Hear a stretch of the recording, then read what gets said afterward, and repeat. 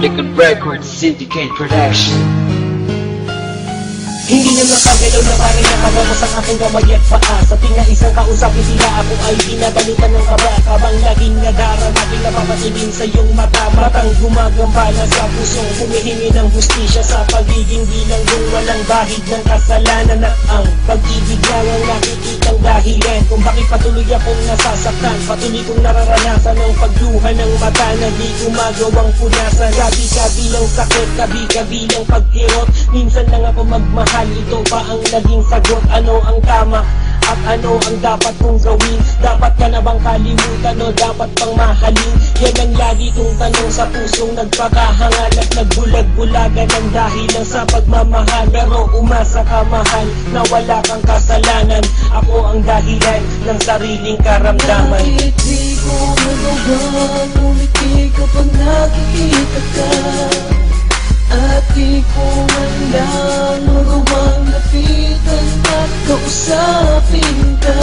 Di na pwede maging tayo. Nagkaroon ng puso'y laging nakatago. Kahit nasa sitwasyon na piling nasasaktan, mahal kita.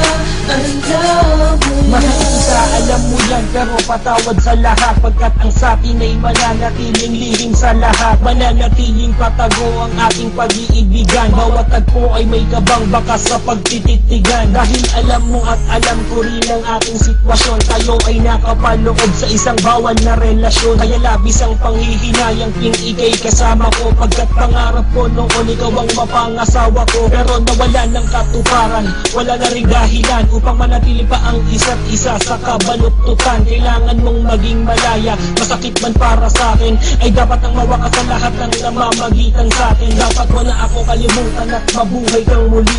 Nang wala sa piling ko, kapalit na nito ay bighati upang maging maayos ang lahat-lahat sa buhay mo at maibalik ang tiwala sa akin ang pamilya ko. bakit di ko magawang umiti kapag nakikita ka?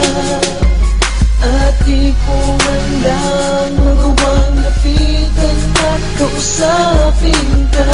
Di na pwede maging tayo. Nagkaroon ng puso'y laging nakatago. Kahit nasa sitwasyon na piling nasasaktan, mahal kita.